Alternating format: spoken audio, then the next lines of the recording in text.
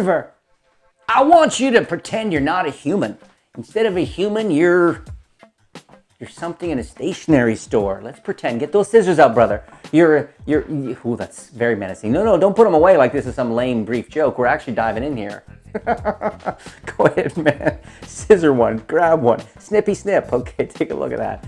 Show it to the camera, my friend. There you go. You can, yeah, it's okay. You can lose your object ways, okay? I'm gonna drop it back inside here, okay? I'm gonna give the cards a bit of a cut here.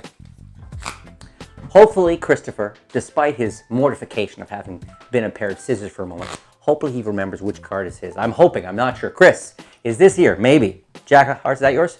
No. You watch the Jack, watch the Jack. I just wave my hand over the Jack, and look, there it is, the Six of Spades, just like that, the Six of Spades, just like that. Now watch the coin, because I'm going to put it inside the hand, and gone. No, really, it's gone. So these are weird sucker sleights. Sleights specifically designed to raise suspicion. You might think, well, that works the opposite of what all magicians want to do. Most of the time, that's the last thing we want, is suspicion to be raised. But I think there's a time and place for these kinds of sleights. First, I think they're just interesting in themselves. The psychology of trying to mislead. Got this double kind of level thing going on. I use them with hecklers. And you know, sometimes you can have very aggressive hecklers, and you know, vocal, and they say things like, "You suck." It hurts me inside, that does. They can be very aggressive. Other times they're more like, you just see you're doing the magic for someone, and there's somebody who's kind of whispering to their buddy over to the left there, or they even just a sense of someone who kind of goes, "Oh, I'm on top of this," okay? I wouldn't call that a heckler, but it's someone still, I want to kind of deal with that. For me, that's the real joy of close-up magic. The stage magic. You know, with stage magic, when you're on stage, you're generally dealing with an audience that's like a single lion, and you're trying to tame the one lion, generally. Might be a few exceptions. Close-up magic for 4 or 5 people, each person's different. Their relationship to the tricks are different. And I find that's when really these kinds of sucker moves can help. Now, sometimes I'll do them. First, I never do them if people are into the magic, enjoying it, and going along for the ride in a sense. I never do them. But where I'll use them if somebody is subtly or not so subtly heckling. And in that case, I don't present them as if, "Oh yeah, watch this, ha ha, gotcha." Huh? Because then you're just fueling the heckler, mostly. Hecklers need to be dealt with, I find, generally in a way that's gentle but firm. This notion of, so I like to just sort of pull them in a bit, and fool them, and either let it sit there, and they tend to back off a little bit, like, I guess I don't know everything, not all my theories are true about magic. Or I'll turn it up a bit. I'll do it and then sort of look at them and wink, or look at them and kind of go, just tilt my head, just like that. You can copy it at home if you want. This is the way it goes. Tilt. You just tilt your head, and that sort of lets them know that that was sort of for them, or they're not on top of everything. And at that point, I find about 80% of people who are being a bit cynical about the experience, they relax and back off. The last 20% that don't, that's a different story. You know, you try to be funny, maybe do a little bit of a playful joke at their expense, turn it up a little bit, and if that's not enough, I'm here to tell you guys, and I wish more magicians felt this way in a sense. In those situations, give yourself permission to just stop doing your performance. No joke. I have even, I think maybe 3 weeks ago, I was with a bunch of drunks and tried to deal with the situation. It went one way, went with the other, and then at one point, and don't worry that you're coming across as sucky. Magicians have to put up with more crap than most artists ever would bother dealing with, okay? We put up with a lot. So in that situation though, came to a point where I just said, guys, I'm really enjoying this, you guys are awesome, but this guy here, he's just being a pain in the butt. I mean, either you guys take care of him, or I gotta go on to another group. Just like that. And I still remember all of them grabbing me and throwing me out the window. So I'm now going to show you some of the specific handlings of that sucker card change, and then the spider vanish, the sucker spider vanish. This one is, of course, you want to make it look exactly like you made this card change in their selection, and you did it by magically jamming the 7 in your hand, okay? That's what you want it to look like. Now with Criss here, I mean, basically lots of ways to do this. The easiest way maybe is to control the person's selection to the bottom of the deck, okay? So with Criss, I just double cut it to the bottom. I had him select a card, okay? Kept a break, and then when the card goes back in, with my left thumb, I push it off just as these are coming on top of it. And by pushing it off and pulling it back, I'm able to get a pinky break below the selection, okay? Like that. Like this. then a double cut. I just cut the first, the very bottom, like half.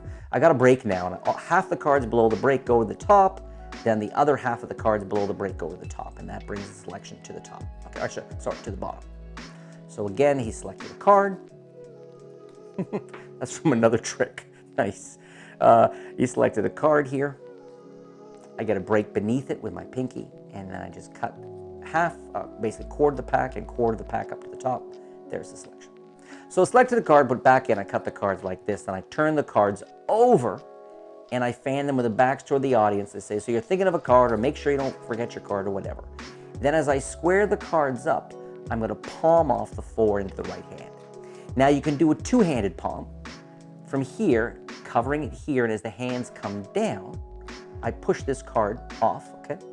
Push it off, and then by curling my fingers, and then with the tips of the left hand, push the card into the palm, okay? From below, it's push, and they go pushed into the palm, okay? But what I prefer to do is the one-hand palm. So I've controlled the card to the bottom here, the backs to the audience, and as I square it up, I do a one-hand palm with using the pinky, right? Shown this a few times on the channel here. As I square, it goes into palm, and as I come down, there's nothing to see. And I don't hold the, I mean, you can certainly palm the card here, and you could say, was that your card? But you're bringing focus here. Even though this is natural, I would rather this palmed card was out of focus. So, what I do is I close the spread as I one-hand top palm, okay? Both hand, and I immediately pivot my body from straight position to the side, giving me lots of natural cover to show this while the hand drops to my side like a stone, okay? So I want it to look like you're thinking of a card. Keep the card in mind. Was this your card? But I'm going to incorporate the one-hand top palm here, here, and around and down. Okay, so it's all focuses here. I finish my turn. Maybe raise this up to about chest height so everybody can see. Was that your card? They go, no, it wasn't. You're sure? Okay. I say, watch with just a wave of the hand, and I come up. And under cover of making it look like I'm palming off the 9, I leave the selection behind, right? So I come up here, and I bring it up. The hand's relatively flat and relaxed. Put it, and then the hand cramps. I do this, a bit of this. Don't want to. If you play it too much, the fish ain't gonna bite, folks. Okay. So try to be relatively subtle and come away, just like that. Okay. Maybe you could incorporate a bit of circular motion. Was that your card? No. Well, watch. You're like this, and look at that. Was that it? Okay. And everybody. Now you got to be careful. If you drop this below the table, now everyone's gonna just think you dropped it behind the table. And everyone's going to look around, and at this point, it won't matter how cool the trick was because it's just a mess. So it's better if you don't have your hand near a table. You're up, you're here, and there. Just relax it right here. It's a great thing. And there is your card. Now, you can wait for someone to say something, open your hand, but the problem with that is as soon as they say open your hand, and they've committed. I mean, they're sort of saying, okay, I'm going to call him on this one for once. I think I caught him. Because isn't that what magic's about, catching them? They'll say, open your hand, and now you got one of these things where you're almost saying you're a loser. So it's kind of fun to instead pretend to take it off, have it change, and go, there it is, your card. And you just get to move into this position and show the hand. And it's a fun reminder to people that just in case you think you know what I'm up to sometimes, you don't. Serves as a great warning for any other time during your show when maybe you flash something or they are tempted to call you on something. They'll remember this moment and they'll think twice about doing it. You really need to have a strong classic palm for this because you're going to be essentially saying, see if you can catch me. You're going to be asking for trouble. So you've really got to have a strong classic palm here.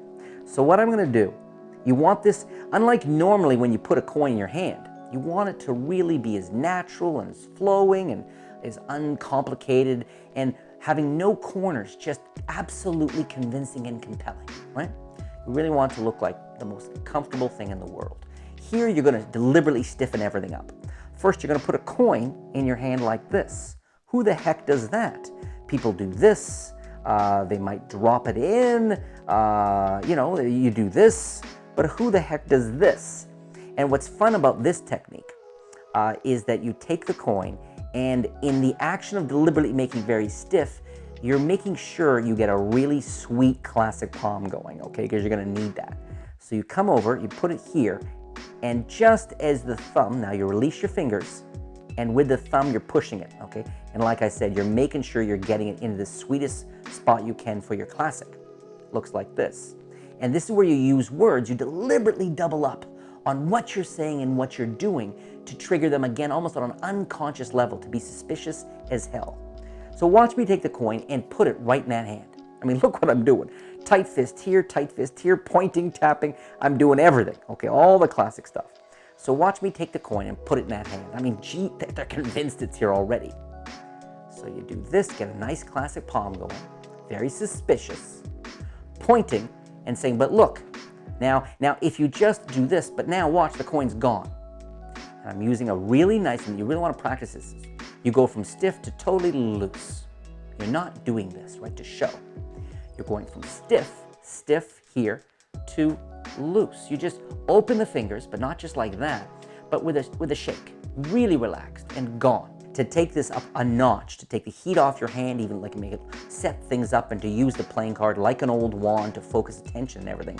If you have an item in play, watch me take the coin, put it in the hand, and look, I take this and it's gone.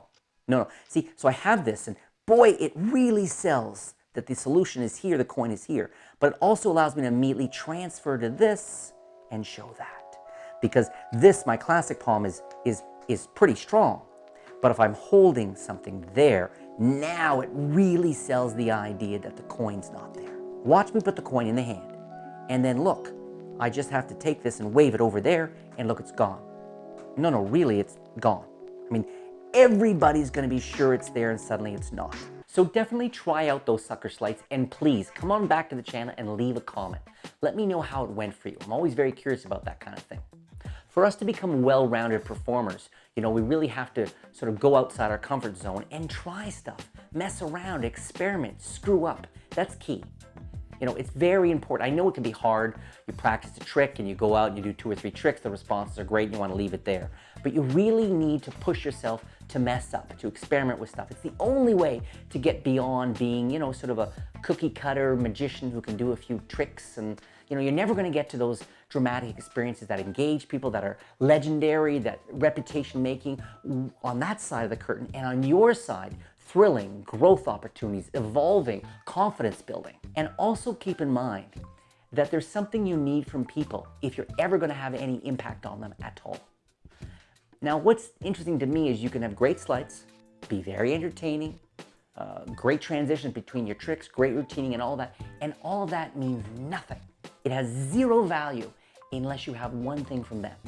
Now, this might strike you as obvious, but it's actually something you need to really build your understanding around, and that is getting people's attention. Because you can walk into a gig and you can walk in front of a people, and until you really have their engagement, until you really have their attention, you have nothing. It's like trying to draw a picture without a piece of paper. You have nothing without their attention. And not, you can pull their attention if you want, but how do you pull in a way to really hold it? I mean, you can shout, you can run into a room and shout, "Wah!" and everyone will look, but now you're done. No one's gonna believe you, there's no credibility, etc. So you need to learn how to get people's attention in a way that doesn't undercut the rest of your performance. It's very interesting psychology around, the techniques involving getting people's attention. And this is precisely one of the very first videos I posted on my new Connect and Influence Psychology channel, is all about getting people's attention.